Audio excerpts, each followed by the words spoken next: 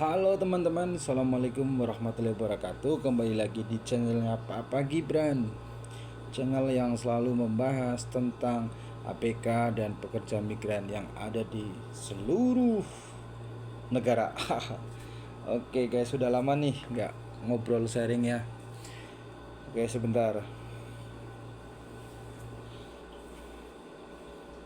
karena kelamaan di laut guys, jadi nggak bisa potong guys. Oke, ada informasi terbaru nih guys. Oke, sebelumnya sebentar.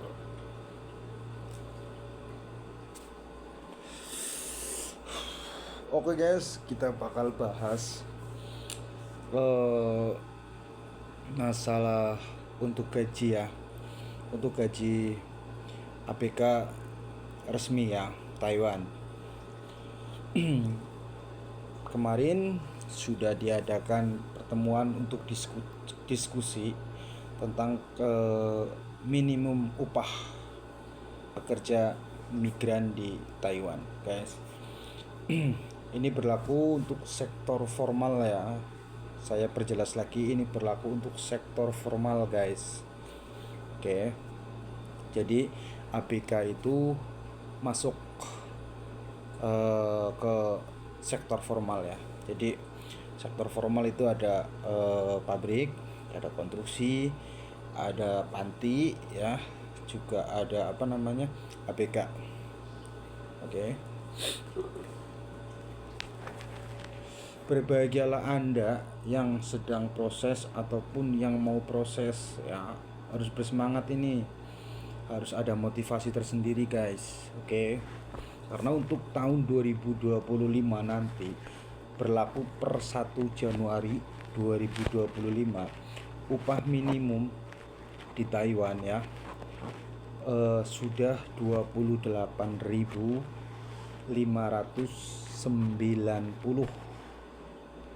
Taiwan, itu uang Taiwan. Jadi 28.590 New Taiwan Dollar atau NT. Oke guys, lumayan tuh guys. Oke.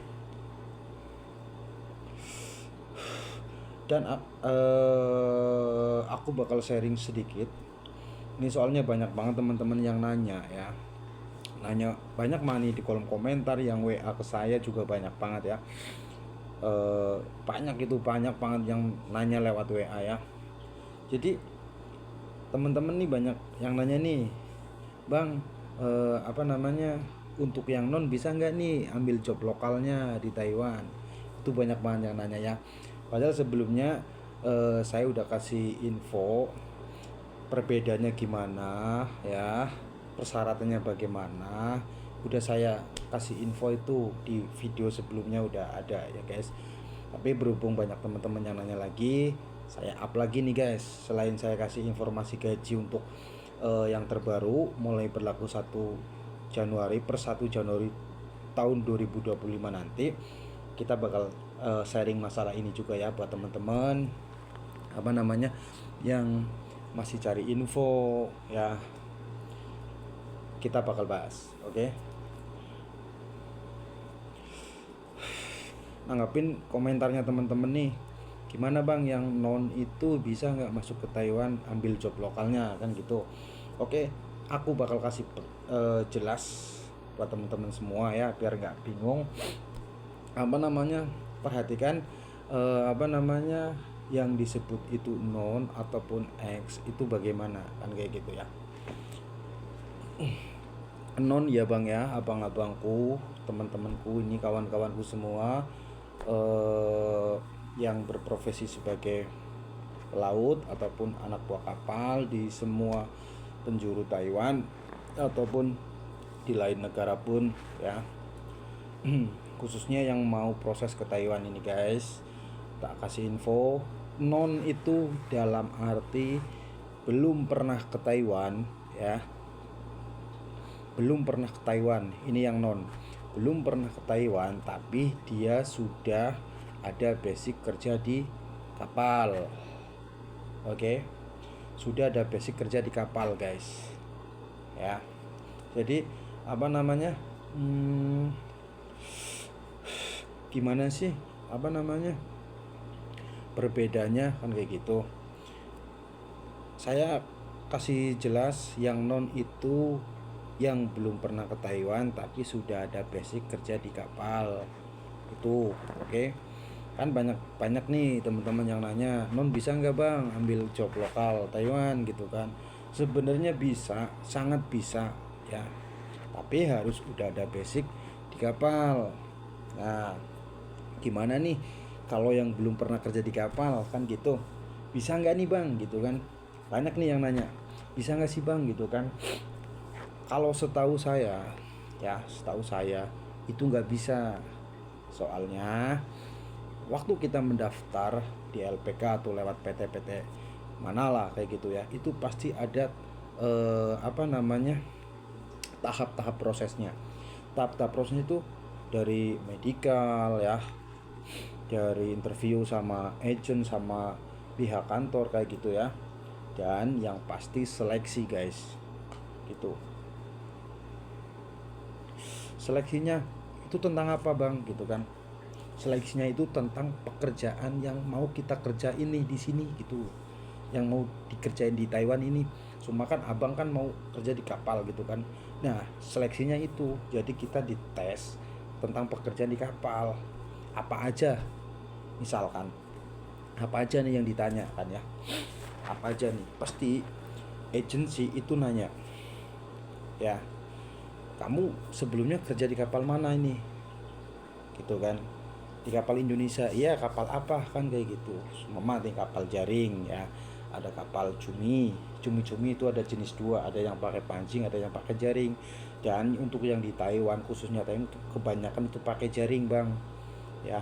Ada yang pakai pancing tapi nggak semuanya lah, mayoritas itu pakai jaring bang, karena musim di sini, nelayan di sini tuh pinter bang, nggak kayak di tempat kita.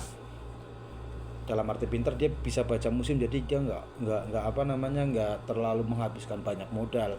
Jadi setelah musim selesai ya udah gitu, nggak ada tuh yang 9 bulan 10 bulan, nggak ada. Di sini tuh kalau kapal cumi itu musimnya cuma 6 bulan bang.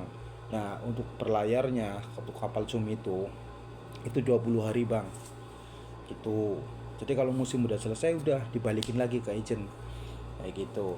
Nah itu ditanya bang seleksinya, kamu bisa nggak semua di kapal cumi ini, kamu bisa nggak mancing seandainya yang pakai robot itu. Kalau di sini kan pakai robot, pakai mesin semua itu ya, gitu. Bisa nggak nih gitu. Terus ngikat pancingnya bisa nggak nih, itu salah satu pelajaran untuk seleksi bang. Terus kalau yang jaring tuh, cumi jaring ya, kapal jaring itu pasti ditanya, kamu bisa nggak kiteng ini, kiteng jaring itu, benerin jaring ataupun pasang-pasang pelampungnya kayak gitu, cara-caranya itu. Nah itu udah pasti. Nah terus lanjut semua nih, kapal harian nih ya. Lokal kan harian rata-rata nih, hampir semua, kecuali cumi itu paling lama. Kalau kalau di luar cumi itu semua itu harian. Kapal kepiting misalnya, ataupun terkenal kapal bubu di sini, itu berangkatnya pagi bang, sore udah pulang. Kalau babang itu nginep itu paling lama 2 hari bang, nggak mungkin lama, karena lebih dari itu kepiting itu bakal mati bang, jadi nggak laku kan gitu. Terus kapal layur nih, nah kapal layur tuh sama bang, berangkat pagi udah pulang paginya kayak gitu, karena langsung dijual di sini bang, oke. Dan terus kapal pangkun nih, kapal pangkun ataupun kalau di Indonesia itu kapal-kapal pinggiran lah, yang nyari ikan pinggir kayak kakap kayak apalah gitu kan.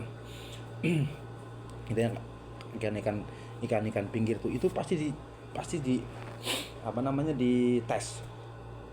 Yang paling signifikan itu yang kita itu cara mengikatnya, pancingnya gimana ini cara ngikatnya kan kayak gitu. Apa namanya, bisa nggak ini dites kayak gitu, cara ngikat pancing layurnya itu, terus cara ngikat cingkun cingkun ininya, cingkun kapal pangkun itu dites bang. Kalau udah ada basicnya di Indonesia pasti lolos. Nah ini pertanyaan yang kadang-kadang ditanya, yang non sama sekali belum pernah kerja di kapal, bisa nggak bang? Kalau saya jawab menurut pengalaman saya, kalau yang non dan sama sekali itu nggak bisa bang, nggak bisa masuk di job resmi ini, karena nggak tahu basicnya ya. nggak tahu basicnya. Seandainya lolos semua ada nih, semua ada itu, ada lah kemungkinan, ada lah yang bisa, cuman nggak banyak bang, saya jamin itu pasti ada orang dalamnya ataupun ada rekomendasi dari saudaranya yang udah di sini. Kalau tes melalui tes itu mustahil bang kayak gitu, karena nggak ada basicnya. Di sini juga mabuk, nanti mabuk laut, majikan sini nggak mau bang. Jadi majikan sini ngambil orang dari Indonesia, pokoknya dia tahu itu nyampe sini dia udah tahu kerja kayak gitu. Kalau seandainya yang non sama sekali nih nggak pernah kerja di kapal, sampai dia masuk ke sini lolos nih atas rekomendasi temen ataupun keluarga yang udah di sini, lolos nih masuk ke Taiwan, ditaruh di kapal sama agensi sumama, sama agensi ditaruh nih di kapal. Setelah tiba waktunya dia bekerja, dia nggak tahu apa-apa bang. Bisa dibayangin kan istilahnya. Nah, sudah dia tidak tahu bekerja, tidak tahu caranya kerja itu gimana. Keduanya yang paling terjadi, sering terjadi untuk anak-anak non ini, nggak bisa bahasa bang. Jadi miskomunikasi itu yang sangat rumit bang. Anak itu bisa kena tekanan dari majikan bang. Ya setiap kapal itu pasti ada orang lamanya. Ya kalau pas ngepasin itu orang Indonesia, jadi ada translate-nya, ada translate-nya. Semua memajikan itu ngomong apa kayak gitu, itu bisa temen bantu. Itu kalau temennya baik bang. Kalau temennya nggak baik, nanti abang-abang non ini kasihan bang, tertekan, dikira nanti oh majikannya rebel banget nih, majikannya ini galak banget nih kayak gitu. Sebenarnya nggak bang, orang Taiwan itu sama bang kayak orang Indonesia, ada yang baik juga ada yang jahat kayak gitu bang. Jadi karena miskomunikasi itu, jadi majikan itu marah bang. Misal contoh nih, kamu disuruh nata pancing, kamu bingung mau ngapain, ya kan, orang kita nggak tahu bahasanya, istilahnya kan kayak gitu. Jadi bingung bang. Dari miskomunikasi itu timbullah perdebatan, udah nggak bisa ngomong, terus nggak bisa kerja, otomatis majikan itu komplain bang ke agensi. Kalau cuma komplain mungkin bisa diperbaiki nanti, diajarin ataupun disemangatin kan kayak gitu. Kalau dibalikin lagi ke agensi, otomatis dia gak ada hasil dong kayak gitu, pusing lagi dong, berpikir lagi dong kayak gitu. Itu yang sering banget terjadi bang. Saya di sini tuh ngalamin yang sering banget terjadi itu seperti itu bang. Terus berbicara yang X nih, gimana nih bang gitu kan. Apa namanya,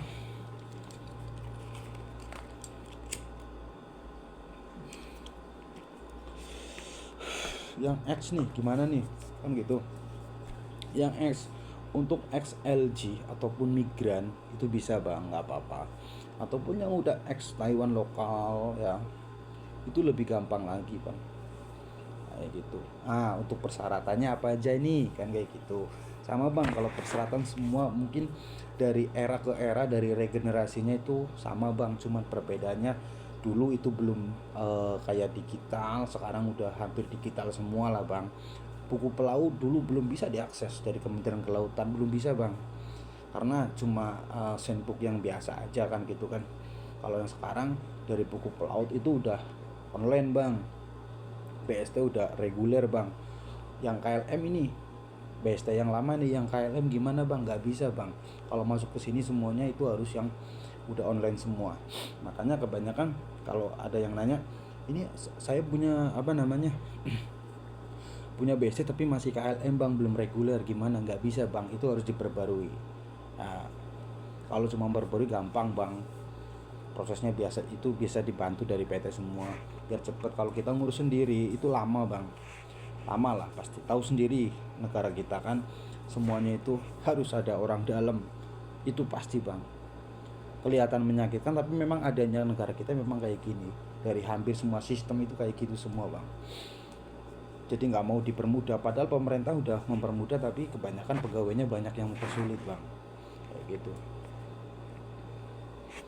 Oke bang, sekian info dari saya dulu, semoga bermanfaat buat teman-teman ya.